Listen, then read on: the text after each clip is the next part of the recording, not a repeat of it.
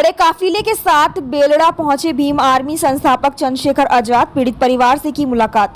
बेलड़ा गांव में कुछ दिन पहले दलित समाज के एक युवक की संदिग्ध परिस्थितियों में मौत हो गई थी, जिसमें जहां एक तरफ पुलिस प्रशासन ने युवक की मौत दुर्घटना से होने का दावा किया है, वहीं मृतक युवक के परिजनों व समाज के लोगों ने एक अन्य समाज के युवक पर दलित समाज युवक की हत्या का आरोप लगाया था, जिसके बाद गाँव में बड़ा बवाल भी हुआ था। वहीं कल अनुसूचित जाति आयोग के अध्यक्ष भी बेलड़ा गांव पहुंचे थे और पीड़ित परिवार से मुलाकात की थी। और आज सोमवार को भीम आर्मी संस्थापक चंद्रशेखर आजाद का बेलड़ा में मृतक युवक के परिजनों से मिलने का कार्यक्रम प्रस्तावित था, जिसके चलते आज भीम आर्मी संस्थापक चंद्रशेखर आजाद सैकड़ों की संख्या में अपने समर्थकों के साथ बेलड़ा गांव पहुंचे।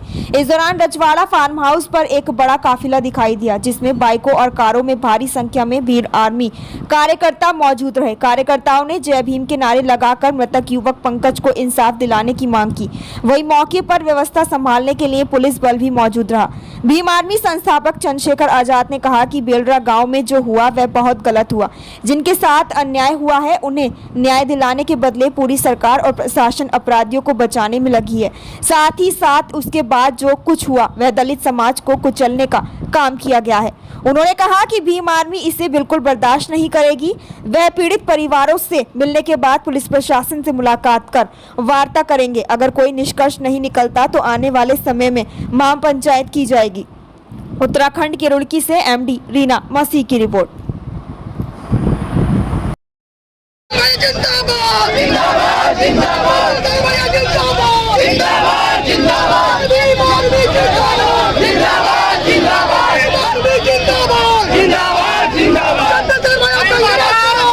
अगर आप ही इसका माहौल बनाओगे तो कैसे चलेगा? इनसे बात तो करने तो आप लोग रुकना थोड़ी देर।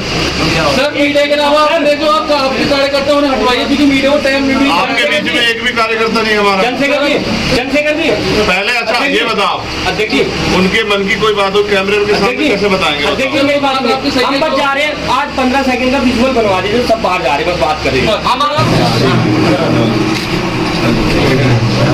आप उनके फादर अमन के पिताजी नहीं, पंकज जी के पीड़ित के पिताजी। पीड़ित के पिताजी क्या हुआ था बताओ मुझे थोड़ा सा, आप जानकारी दो क्या हुआ बनाने के लिए। बाकी तमाम तरह की चीजें जो है ना वो की गई। दूसरी बात, बहुत लोगों का आर्थिक नुकसान हुआ। जब तक मैं उनको देख ना लूं, जिन महिलाओं को चोट लगी उनसे मिल ना लूं, तो मुझे भी शांति नहीं मिलेगी और मैं आप लोगों से कुछ कह भी नहीं पाऊंगा। मगर इस परिवार को व्यक्तिगत रूप में मैंने कहा कि आज तो पुलिस की मौजूदगी में हत्या हो जाती है, कोर्ट रूम में हत्या हो जाती है, पोस्टमार्टम रिपोर्ट भी बदली जाती है, अभी मैंने पढ़ी नहीं है, बदली भी जाती है, सब कुछ होते हैं। जब इतना संरक्षण हो जाए कि एक समाज पे चार मुकदमों के रूप में सैकड़ों लोगों को मुकदमों में जोड़ दिया जाए, तो स्पष्ट है कि पूरा दमन एक सुचारू है। भारत में बहुत कम देखा जाता है प्लान जैसी स्थिति बनी। यहाँ हरिद्वार में प्लान जैसी स्थिति जो बनी हुई है, इसके लिए मैं यहाँ के प्रशासन से कहना चाहता हूँ कि उनको पहल करनी चाहिए थी। उनको न्याय के साथ भेदभाव नहीं करना चाहिए। जिन्होंने अपराध किया उन पर कार्रवाई करनी चाहिए, लेकिन एक तरफा कार्रवाई जो दलित समाज के खिलाफ हुई है उससे स्पष्ट है कि सब इसमें सरकार से लेकर नीचे तक के लोग शामिल हैं। आपके द्वारा कोई व्यक्तिगत परिवार के लिए मैं ये मांग करूंगा कि क्योंकि उस परिवार का अकलौता चिराग था, वो 3 भाइयों बहनों का भाई है और इन माँ बाप का आखिरी सहारा है, उसके छोटे छोटे बच्चे हैं, तो सरकार जबकि करना खुद चाहिए था सरकार को। मेरे सूचना के बाद फिर बहुत सारे सरकार के लोग एक्टिव हुए कि भाई हम मिलेंगे, ये करेंगे। यहाँ के तमाम नेताओं को आना चाहिए था। क्या उनको दलितों की वोट नहीं चाहिए? वो जो दलितों से इतने रिश्तेदारी की बात करते हैं, खाना खाते हैं, आज बीजेपी के लोग वो कहाँ हैं, वो क्यों नहीं आए? तो इसका मतलब सब लोग अपने राजनीतिक नफा नुकसान को देख रहे हैं। तो मैं इस परिवार के लिए सरकार से आर्थिक मुआवजे की मांग करता हूं और इस मुकदमे की जो है इसमें 302 की धारा बढ़े और इसकी फेयर इन्वेस्टिगेशन हो। इसके लिए हम लोग अभी अधिकारियों से बात करेंगे। अगर उचित आश्वासन नहीं मिला और जो आश्वासन समय अनुसार उस पर कार्रवाई नहीं हुई, तो फिर हमें इस समाज की रक्षा के लिए, इनके संरक्षण के लिए, पलायन जैसे माहौल को बदलने के लिए फिर हम यहाँ पूरी ताकत से चाहे आंदोलन करना पड़े या जो भी हमसे जोड़ लगेगा हम लोग करेंगे। हम इस परिवार के साथ खड़े हैं और हम इस पूरे गांव के साथ खड़े हैं। जिन बहनों के साथ अन्याय हुआ हम उनकी लड़ाई भी लड़ेंगे, जिन्होंने मारपीट की उन पर कार्रवाई करवाने के लिए हम लोग लगे रहेंगे। इस घटना में जो पुलिसकर्मी है जिनकी लापरवाही सामने है, जिनकी वजह से घटना इतने बड़े रूप लिया है, उनके लिए भी कुछ मांग की जाएगी? हाँ, ऐसे नालायक अधिकारियों पे गांव लोगों से बनता, गांव भाईचारे से बनता है। गांव एक दूसरे के सम्मान से बनता है। और जो यहाँ हुआ है, मेरे हाथ में जो कागज है वो इस बात की गवाही दे रहे हैं कि जिनके साथ अन्याय हुआ, जिन्होंने अपना बेटा खो दिया, उनको न्याय दिलाने की बजाय पूरी सरकार और पूरा प्रशासन, पुलिस अपराधियों का समर्थन कर रही है। और जिस तरह 24 घंटे के बाद भी एफआईआर दर्ज नहीं हुई, रात को 3 बजे एप्लीकेशन ली जाती है, 8 बजे मुकदमा दर्ज दिखाया जाता है, और उसके तत्काल 2-2 मिनट बाद जो है ना दलित समाज के लोग मुकदमे दर्ज किए जाते हैं, वो इस बात की गवाही दे रहे हैं। उसके बाद जो यहाँ कार्रवाई हुई है, पीड़ित के पिता को पीटना,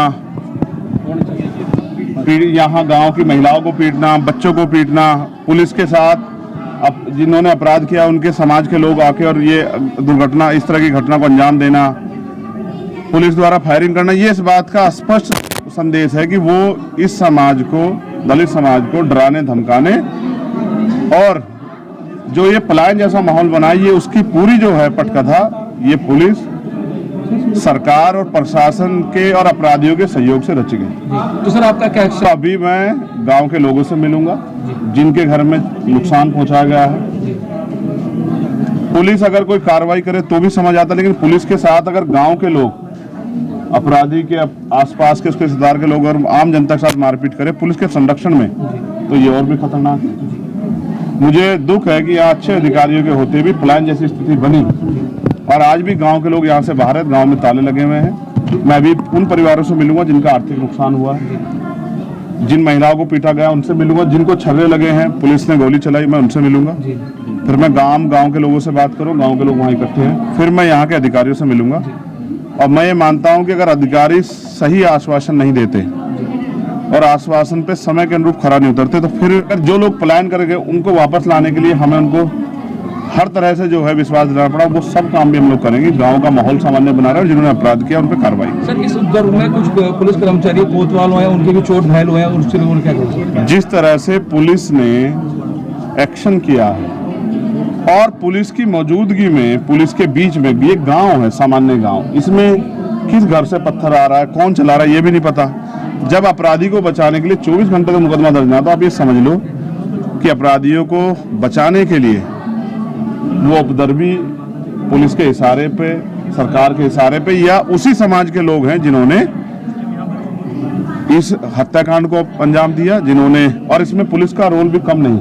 जब पुलिस के सीनियर अधिकारी ये स्टेटमेंट देने लग जाएं बिना किसी बातचीत के, बिना किसी जांच के, इन्वेस्टिगेशन के कि ये दुर्घटना है, ये हत्या नहीं है, तो वो माहौल को आक्रोशित करने का काम करते हैं। सब लोगों ने मिलकर, कई अधिकारी जो सीओ लेवल के अधिकारी, उनका रवैया, उनका व्यवहार अच्छा नहीं रहा।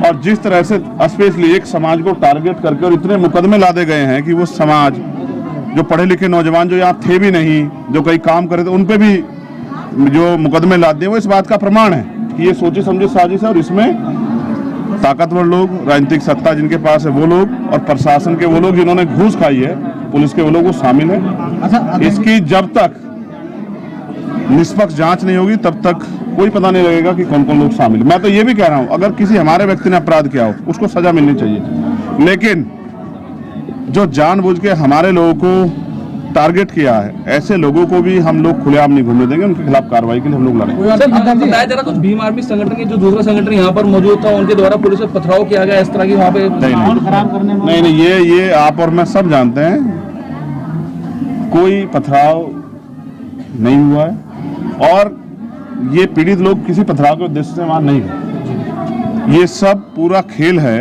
और खेल सिर्फ आरोपियों को बचाने के लिए है। अध्यक्ष जी, आप पीड़ित परिवार से आज मिले हैं, तो आप क्या मानते हैं, मर्डर है या फिर एक्सीडेंट? देखो, जो जैसा उन्होंने मुझे बताया उस घटनाक्रम के तौर पे मैं समझता हूं